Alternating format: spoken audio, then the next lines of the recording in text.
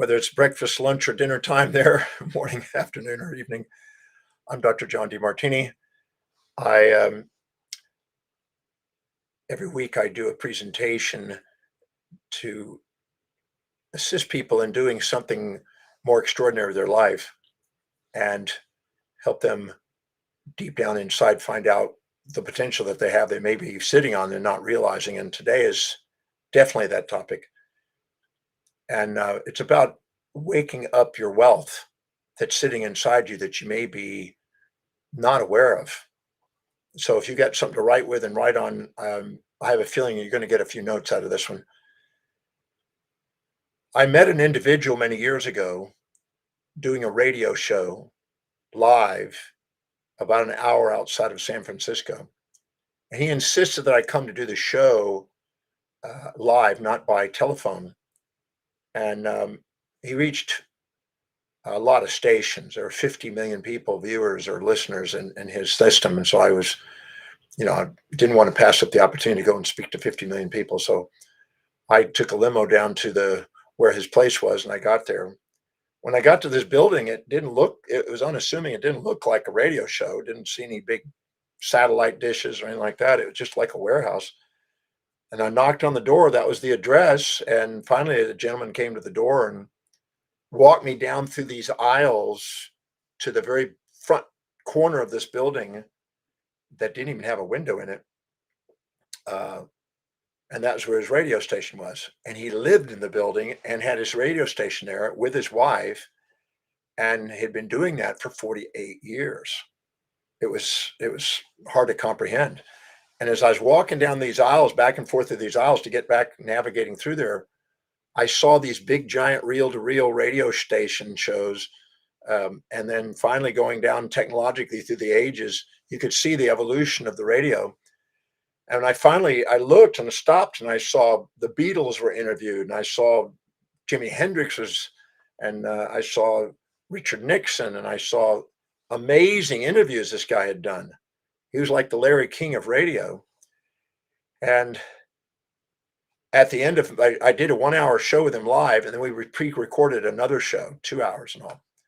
At the end of that, he asked if I'd like to be involved in donating to his charitable organization to keep his radio station live. That's how he survives.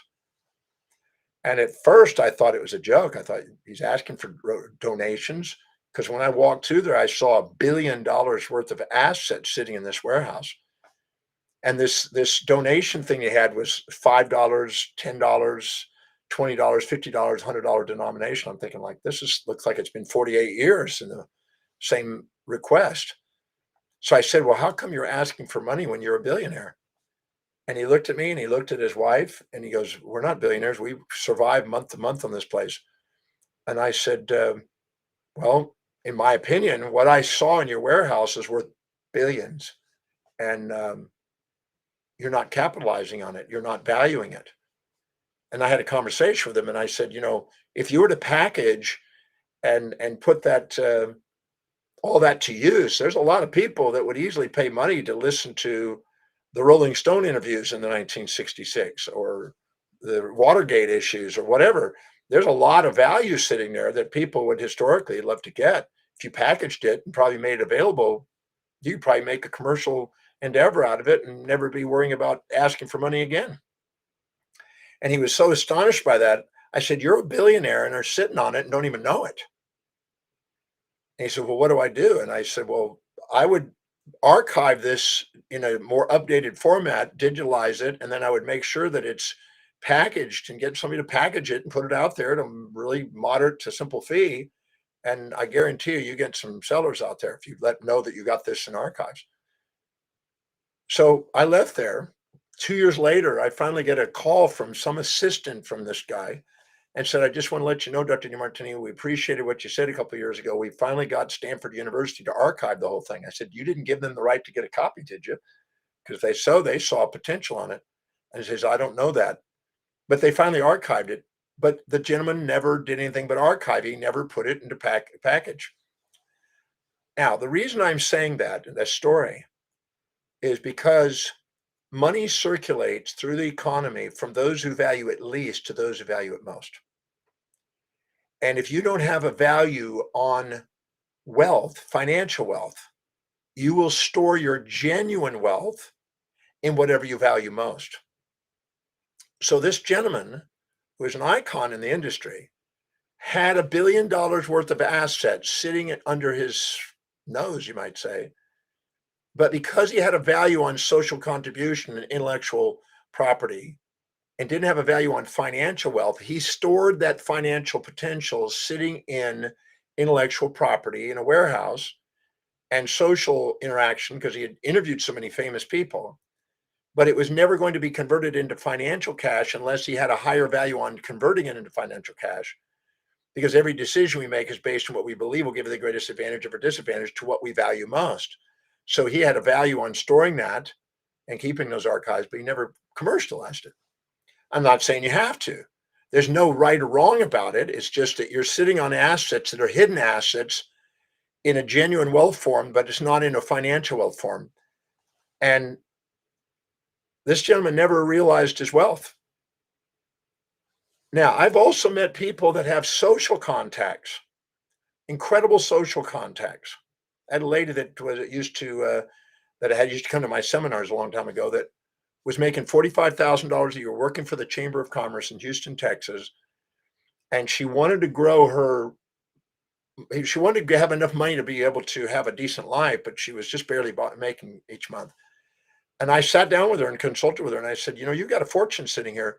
You know everybody who's anybody in the city of Houston through the chamber contacts, but you're not leveraging them. You're introducing people to everybody else, and they're doing deals behind your back worth millions in the oil business, and you're sitting there and getting paid a salary. But you know all these people. She says, yeah, I've introduced them. I know they've made deals. And I said, but you never made it in structure because you don't have a value on financial wealth. You have a value on social wealth by the people you know. And she goes, well, that's true.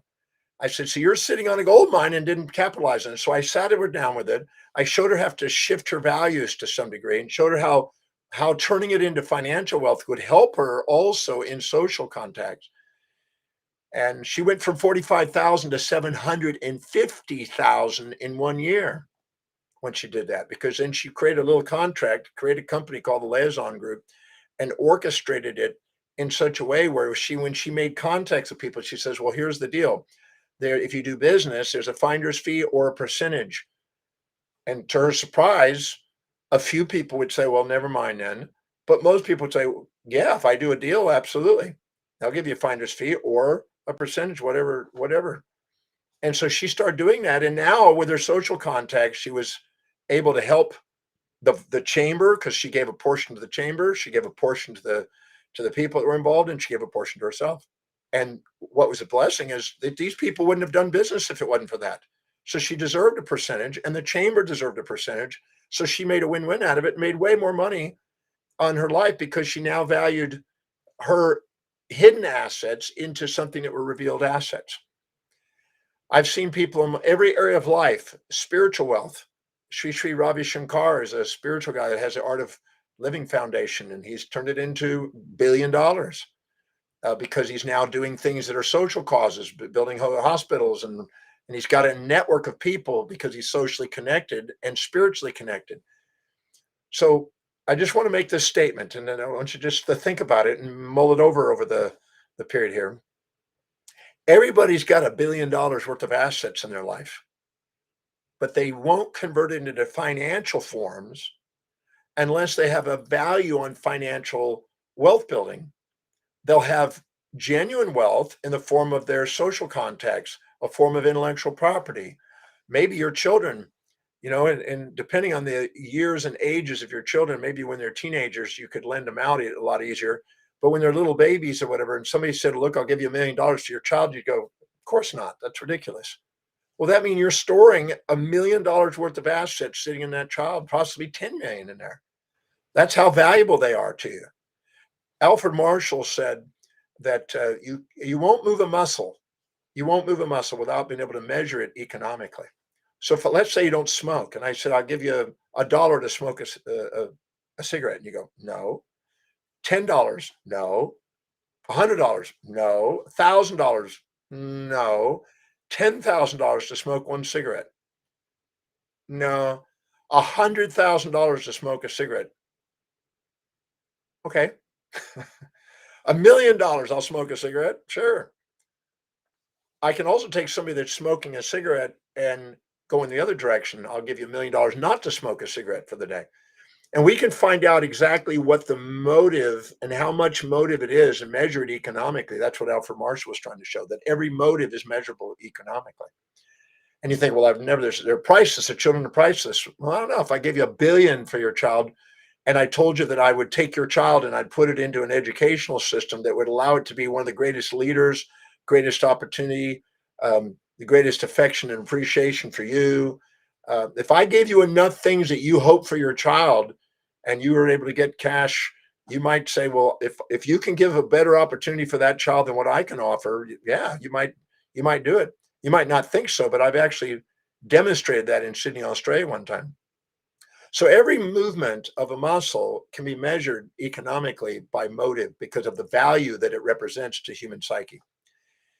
Now, if you don't have a value on a particular currency or whatever, then it may mean nothing to you. But if it means something to you and you see the opportunities of what you can exchange with somebody else and get what you want, money's a way of measuring it.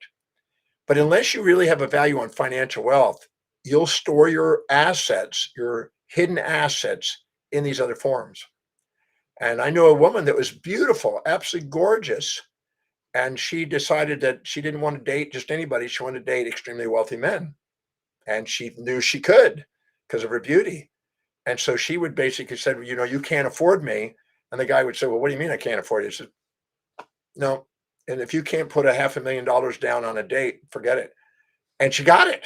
She started doing it. It wasn't for prostitution. It wasn't for escorting. It was just to go out. And she valued herself. And most people don't value themselves and convert what assets they have that are hidden into valuable assets. They never even look and take the time. Many years ago, not too many years, maybe 10 years ago, I created a program called Where's My Billion? And I sat down with people for a day and I asked them to dig in all 7 areas of life, their spiritual, their intellectual, their business, their financial, their family, their social, their physical areas of life. And let's go make a list of every hidden asset you may not be paying attention to. And let's go first discover what it is. And then let's come up with a strategy on how to convert it. Because everything that's of value is convertible into finances. There's somebody that will pay for it if you package it properly. So you're sitting on $1 million or $1 billion right now without even realizing it. And you may be sitting there, getting by month to month and having a value on buying consumables and not buying assets. Until you have a value on buying assets that work for you passively, you're going to be working your life for money and being a slave to it instead of having it work for you.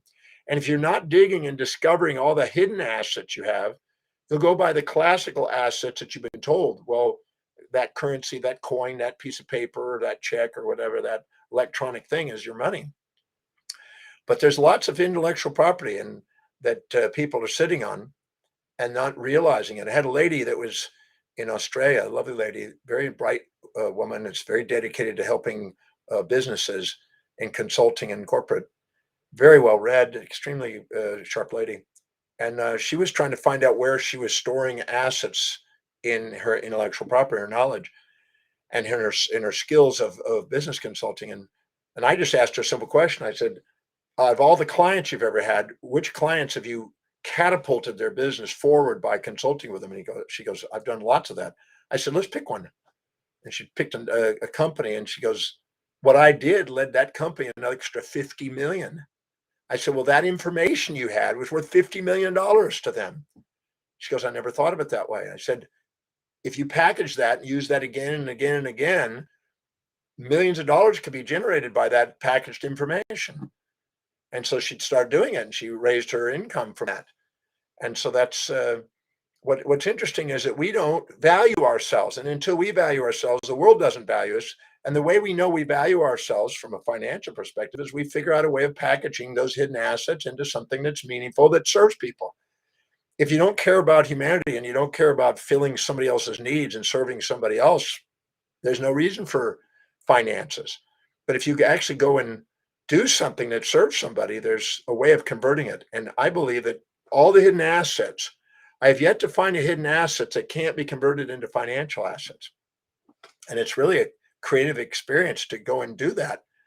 But when I did that program, Where's My Billion? And I did it in Chicago the first time, we had quite a few people there, and I asked them to go digging. And then every time they would discover something that would be wow, like a tearjerker or realization, to put their hand up and share it with everybody in case it can help other people.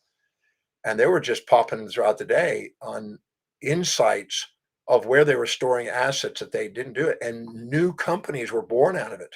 New ideas and virtual companies and all kind of companies came out of that day because people then packaged what hidden assets they had they're sitting on.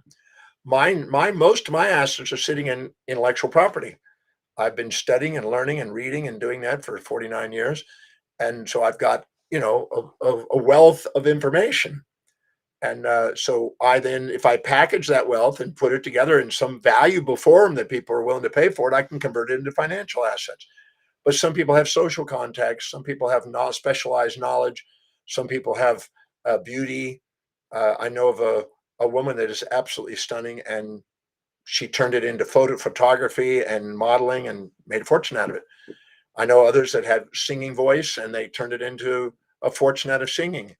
But everybody's got a hidden talent and a hidden asset that if you don't take the time to go and contemplate right now in your life what they are, you may be sitting on a gold mine and not even know it. When I gave this title about, where's, you have $1 million, I really meant a billion. There's way more than a million sitting on your assets. I guarantee it. With just a short little adventure into your introspection, you'll discover these if you look. There's people out there making income off all kinds of things and talents and skills that you have that you're not paying attention to and you haven't packaged, or you haven't partnered with somebody. Sometimes it's you haven't packaged because the things that you think it's going to take to actually convert it into cash is not what you want to do. Then fine, surround yourself with somebody. This gentleman from the radio station, he got somebody, see, he had a high value on storing it, but he didn't have a value on selling it. So he hired somebody to store it and put it in digital format. So 2 years later, it's just in an updated format, but it's not still commercialized. But if you hired somebody that was great at packaging information and presenting that and putting it into a sales structure, he would have been a billionaire.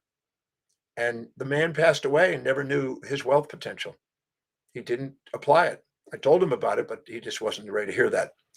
And if your hierarchy of values dictates your financial destiny. If you don't have a value on that financial wealth, it never shows up in financial forms. I mean, 99% of the people, if you ask them how many want to be financially independent, they all put their hands up. But then if you ask them if they are, they're all put their hands down. And that's because they don't have the values that will convert the hidden form they have into something that's revealed that people can buy. And that is amazing realization that it's there. Now, I see in the comments that I really can't think of anything offer a value. Well, Jackie, look again. I can tell you right now that it's there. You just haven't taken the time to look. And the questions you want to ask yourself is, what do I have that people want? Money is when you provide in a transaction, you provide something of value, and then they measure that value inside, and then they give you money back. Money is simply a means of sustainable, fair exchange between two people having a transaction and exchange. So if you have something, could be your knowledge, it could be your ideas, it could be your consulting services, it could be your speaking. In my case, it could be your poetry, it could be your voice, it could be the way you design things, it could be the way you cook, it could be the way you can gather and interact with people socially. I know people that are incredible socialites, and they know how to gather and put together great events and social events that everybody wins by meeting new people, and they make a fortune off that, putting on events. I know a lady that was loving dancing. Wasn't a professional dancer, but loved dancing, was going to ballroom dancing. And we sat down and asked her some questions, and all of a sudden she goes, wow, I can coordinate a trip to Spain and do flamenco dancing and organize a thing and get people to do it. So she put it together, and she got a dozen people to pay her a few $1,000s each. And she made $4,500 on the first trip, which is more than what she was making. So you've got hidden talents. I know somebody that's great at cutting hair. There's skills of all different forms. There's great at doing makeup. I don't know. You may be great at something and may not value it and may not be doing it commercially, but it's an asset that you've got that you may not be capitalizing on. And you'll probably meet somebody else that's not even as great at you at doing it, making a fortune out of it because they packaged it and you didn't. So it may be knowledge you have, it may be contacts you have, it may be spiritual awareness. I know somebody that started a spiritual dialogue where they would read and they took books. I know a guy that in also in Australia that was doing book summaries, and he loved summarizing books. He'd read a book and summarize it and take notes for himself. And then I said, well, why don't you type it up a little nicer and put it in a nice little format and put a standard thing to it and do book summaries? And then send the book summaries out and let people know. And then, well, he started out in the very first year, he had 30 people that was paying $100. Okay, he made $3,000, and that was it. Not much, but all of a sudden he got the next year he had more than that. He got 300 people, and all of a sudden it's now more thousands of dollars. And by his third year, it was now able to replace his income, and he started doing book summaries. Then he decided to go and actually meet with the book authors and let them know what he's doing, and then say, I'd like to do an interview with you, and then take that interview and transcribe it and add it to the book summary. And he started building this business. Then he started putting conference on and bringing those speakers and book authors into the city. And all of a sudden now he's getting leveraged it with the brand and taking pictures with them. And now he's becoming known, and he built a friggin' business out of it, a massive business out of doing book summaries that he was doing anyway. So he was doing something that wasn't even realizing it was a kachinger. It could make him some cash. And he was helping the book authors sell books. It was helping people get the education for the books. Everybody was winning out of it. And he got interviews and got leverage and got to meet people. And then he ended up going on radio and even television talking about these authors, about the upcoming events that he was promoting. And then people were coming, and I mean, it was amazing what this guy turned it into. And in about a 5-year period, it was a very viable business. Didn't start out the first year that way, but he didn't give up on it. And he took an asset, which was natural. You always want to look at what you spontaneously do every single day and ask what it is that's valuable. It could be actually taking care of kids. I know a lady in San Diego that loved taking care of her kids. She had 3 kids. And so she just made it available that if you want me to help take care of your kids, she started making sitting services. And she ended up with 8 kids, and they pay her, $50 for the evening or whatever, and made $400 taking care of some extra kids. So her kids had friends to talk to. And she ended up doing that as a part-time business and made some money and was sitting on that and didn't save a lot. She was saving only about $100 a month, but that's better than nothing. And if you put $100 a month away and you're not doing it beforehand, you're moving in the direction of money working for you. But you have assets. You don't want to lie to yourself saying, I don't know what it is. I don't know. Stop and look. Anything that you ever do with any human being that makes them engaged and want to talk to you, interact with you, or whatever is probably an asset. Otherwise, they wouldn't want to hang out with you. And you could possibly capitalize on it. So you're sitting on $1 million, sitting on possibly $1 billion, and these are called hidden assets. And when you have a high value on wealth building, the hidden assets will become now to revealed assets. And I really believe that there's $1 billion worth of assets in everyone, but they just don't take the time to look. And the day I spent that doing with those people, they were blown away by what they found in themselves. So don't lie and say, I don't know, I can't find it. Stop, look again, do it again, and keep digging. And if not, ask your friends. What are the things that you know about me, and have them write them all down and look in all 7 areas. Spiritually, what do you know? Because I know a guy that actually started taking spiritual quotations. He collected spiritual quotations and started putting together pictures from a camera and put spiritual quotations with the camera pictures and started making those available. And he didn't make a lot of money on that at first, but he made some. But he started got more creative, and he started doing, and then he started to decide, I'm going to go traveling and taking really amazing pictures that people are going to want with spiritual inspiration on it. And then he went online when the internet came along, and then he started making money on it. And then his inspirations started being used by other people, and he started charging a little small fee for the application of that picture with that inspirational quote on it. And people would pay $10 to have that quote. He kept the price down, and he got a little business out of it, or she got a little bit of business out of it. And what's interesting is all of a sudden we got now creative ideas. So start in the area that you love doing, that you spontaneously do, because that's what's highest on your value. That's where you store your greatest wealth. And then ask, uh, who might actually benefit from that, and how do I package it to where they could benefit from it? Care enough about humanity to package what you have to offer for humanity in a way where there's a sustainable, fair exchange, and you're a millionaire. And I mean a millionaire in the sense of $1 million worth of assets easily. I think it's, when I said a million, it really is a billion, because I didn't have a problem finding $1 billion worth of assets sitting there. And of course, if you hang out with people that are already wealthier, they are already probably more creative about doing that, and they'll come up and see more value in you than you see in you. If you hang out with people that have a low value on money, they'll probably think you're greedy and expensive. If you hang out with people that have a higher value of money, they'll probably think you're cheap and inexpensive. If you hang out with those individuals, they'll probably see assets in you that you don't see. Hanging out with people that don't have a value on it, they're not going to see it, and they're not going to know how to convert it. So you might want to look at who you're hanging out with too. If you're not prioritizing what you're feeding your mind every day, if you're not prioritizing what you're doing every day, you're not prioritizing, how you're spending your money, you're not prioritizing life and living by highest priority and not valuing yourself, you're probably going to pay a price for that by devaluing yourself. So you have something that's a hidden asset. It's in your highest values. It could be in any of those 7 areas of life: spiritual, mental, career, financial, family, social, and physical. Start digging. You'll surprise yourself if you look. They're there. It's not missing. I did a little videotape many years ago, I think 2013, called "Where's My Billion?" It's a online video that I have on there.